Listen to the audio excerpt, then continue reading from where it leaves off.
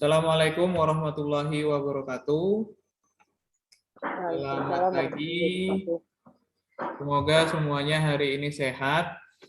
Jadi alhamdulillah hari ini kita masih diberikan kesehatan sehingga kita masih bisa melanjutkan pembelajaran meskipun masih online. Mudah-mudahan minggu depan kita sudah bisa tatap muka meskipun terbatas.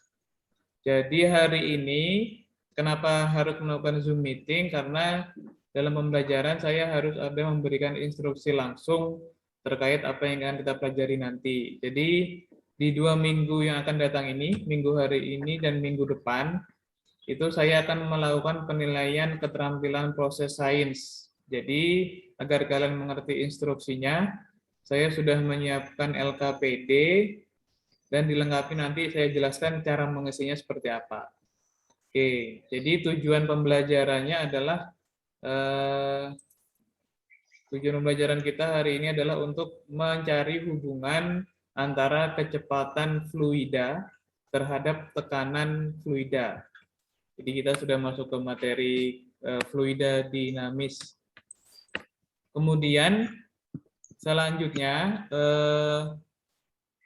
nanti kalian akan diberikan LKPD, membuat praktek sederhana yang bisa dilakukan di rumah dengan alat seadanya dan kemudian melakukan pengambilan data. Tujuannya nanti yang akan Bapak nilai di sini adalah saya ingin melihat kemampuan proses sains kalian. Kemampuan proses sains itu bisa dilihat dari pertama cara merumuskan masalah.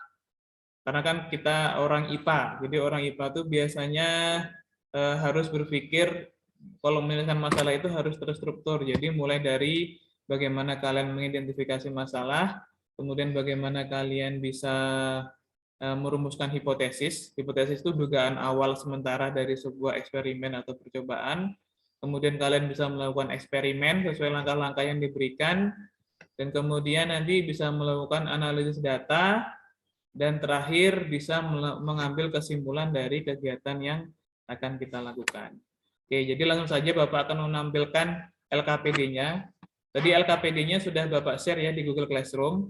Nah, ini kalian sambil bisa kalau bisa dibuka, kalau tidak silakan disiapkan buku untuk mencatat apa-apa saja yang harus kalian isi nanti.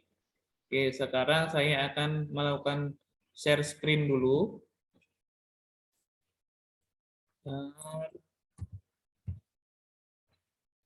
Saya akan melakukan share screen. Kita singkat saja biar hemat data, biar enggak biar tidak boros paket datanya.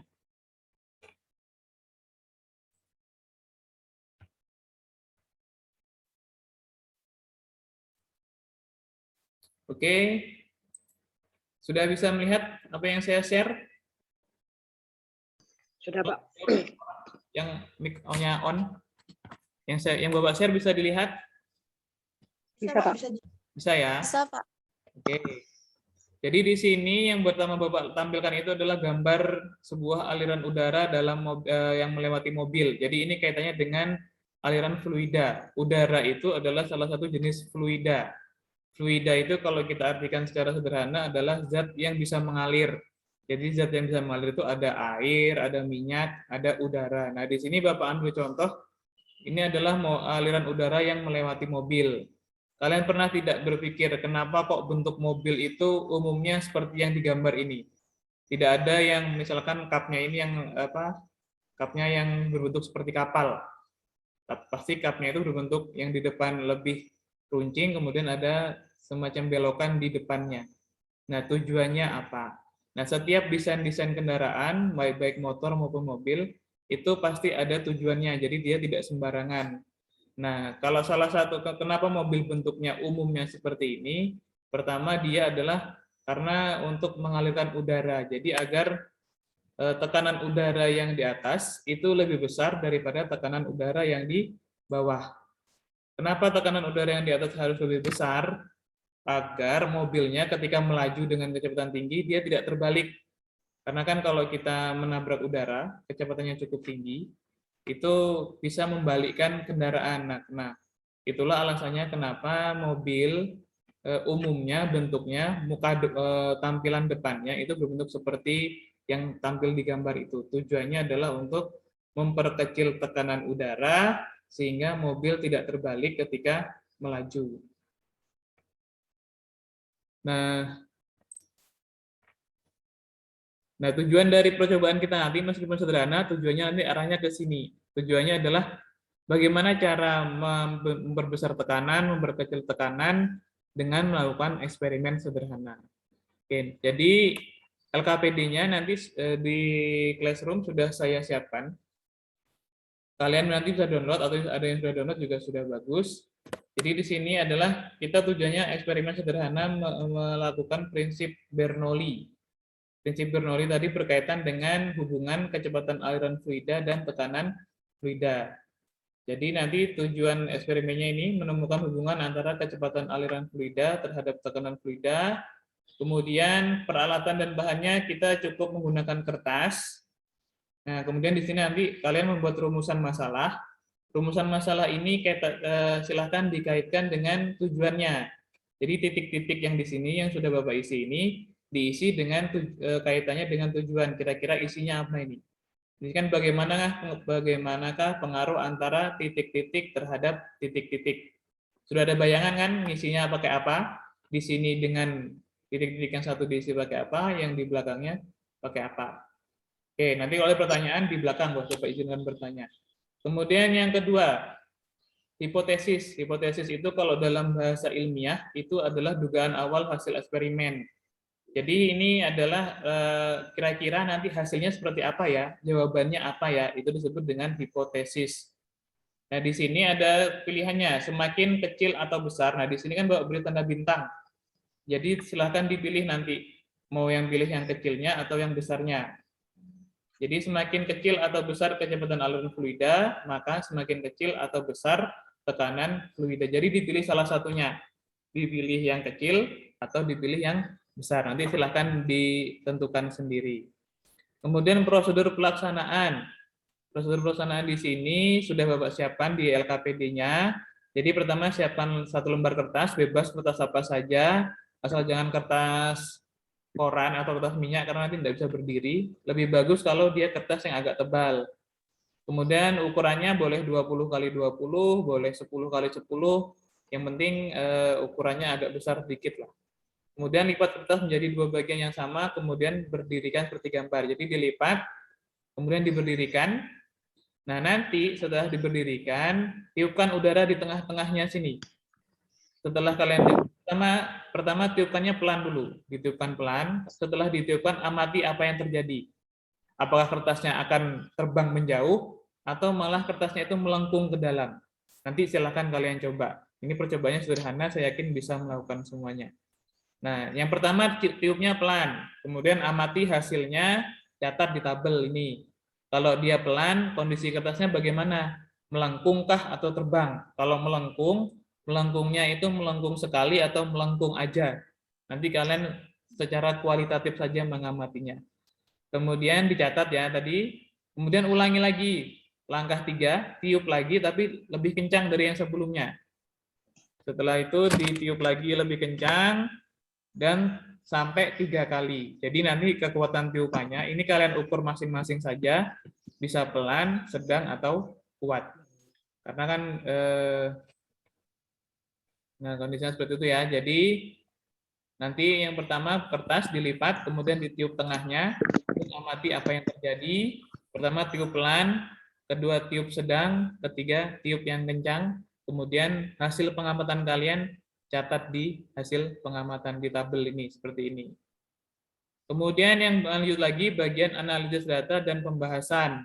Jadi saat ditiupkan udara di antara kertas, kecepatan udara di antara kertas lebih, ini titik-titik, ini isinya lebih cepat atau lebih lambat. Kalian nalar. Ketika kalian meniupkan udara di antara kertas itu, berarti udara di antara kertas itu dibanding udara yang di luar kertas, itu lebih cepat atau lebih lambat ketika kita meniupkan. Dinalar, pakai nalar kalian. Kemudian yang kedua, saat ditiupkan udara di antara kertas, tekanan udara di antara kertas lebih kecil atau lebih besar ketimbang tekanan udara yang di luar kertas. Bagaimana cara menalarnya? Kalau kertasnya melengkung, artinya tekanan udara yang di luar lebih besar daripada tekanan udara yang di dalam kertas. Tapi kalau kertasnya terbang menjauh, artinya sebaliknya. Tekanan udara yang di dalam kertas lebih kecil ketimbang tekanan udara yang lebih besar ketimbang tekanan udara yang di luar kertas. Intinya kalian menggunakan nalar.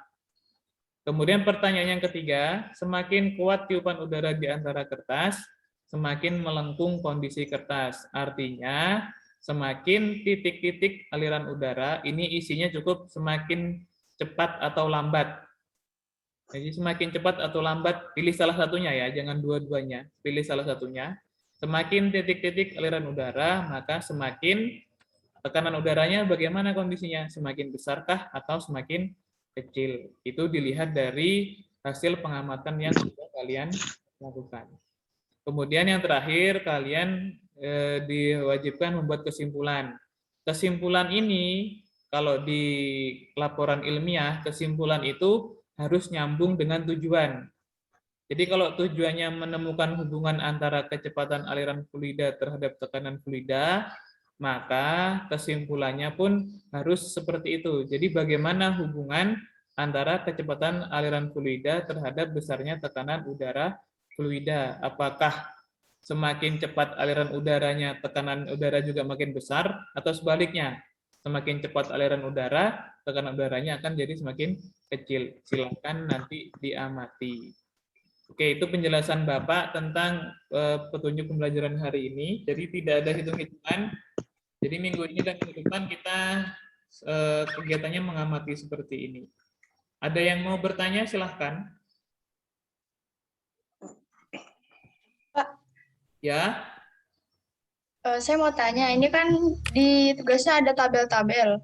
Ya. Kira-kira bolehkah saya kerjanya pakai bantuan Microsoft, Pak?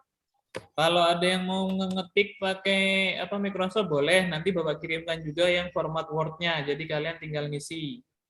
Nanti di Classroom dipantau saja, nanti Bapak kirimkan yang format Word-nya, jadi tinggal ketik. Bagus lagi kalau kalian bisa sisipkan foto. Ketika kalian melakukan eksperimen, minta tolong saudara kah orang tua untuk difoto hasil eksperimen kalian. Boleh. Bagus. Ada lagi yang mau bertanya? Kalau nggak ada, Bapak akan cukupkan. Jadi biar paket datanya tidak terlalu banyak yang terpakai. Ada yang mau bertanya lagi?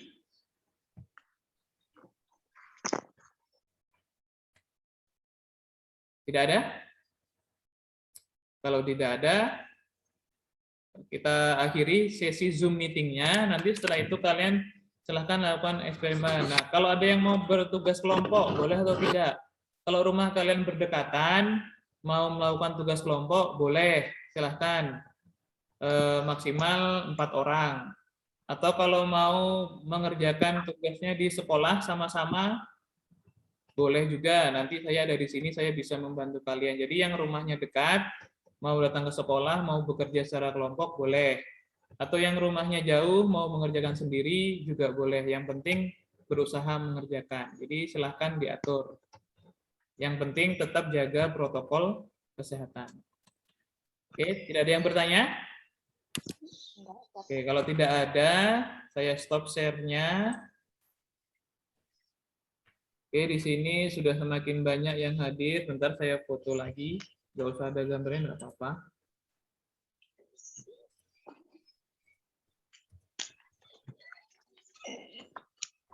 Oke, jadi bentar. Sebentar dulu, jangan leave dulu. Saya share dulu.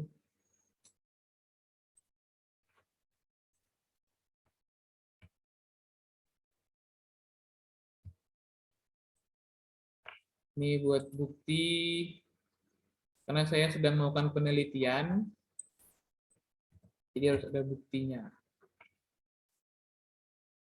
Oke, jadi sebelum Bapak akhiri, ada yang mau bertanya tidak? Kalau tidak ada ya. Kalau tidak ada, nanti bagi yang tadi lambat masuk, tadi Zoom hari ini sudah Bapak rekam, nanti akan Bapak upload di YouTube, linknya akan Bapak share lagi di Classroom ya, seperti biasa. Nanti kalau ada yang ketinggalan boleh nonton di situ. Terus ada yang ini waktunya cukup tidak kalau sampai nanti malam mengerjakan atau ada yang butuh waktu tambahan? Waktu mengerjakannya saya berikan sampai nanti malam, sampai jam 9. Kalau ada yang butuh waktu tambahan, silahkan disampaikan. Jangan takut-takut. Misalkan ada yang merasa susah karena ada kendala apa di rumah, seperti itu. Cukup waktunya? Cukup ya? Karena tidak ada yang jawab berarti cukup. Nah, kalau begitu, ya. Ada yang mau menyampaikan? Tidak apa-apa, tidak usah takut. Cukup? Oke, kalau cukup, misalkan nanti ada yang butuh waktu tambahan, silahkan disampaikan di grup, biar semua teman-temannya tahu. Jadi nanti kalau satu orang berubah waktunya, maka yang lain juga akan berubah waktunya. Mungkin ini yang Bapak bisa sampaikan. Jadi nanti saya akan upload videonya. Bagi yang terlambat nanti silahkan ditonton ulang. Silahkan dikerjakan tugasnya. Kalau mau ada yang ke sekolah bekerja secara kelompok, silahkan datang. Nanti akan saya siapkan ruangnya. Kalau bagi yang rumahnya jauh dan hanya bisa mengerjakan sendiri juga silahkan. Jadi bentuk tugasnya bebas. Baik, saya akhiri untuk hari ini. Terima kasih atas partisipasi kalian dalam Zoom meeting hari ini. Semoga yang kita pelajari bisa bermanfaat. Saya akhiri. Wassalamualaikum warahmatullahi wabarakatuh. Silahkan dari room-nya. Assalamualaikum.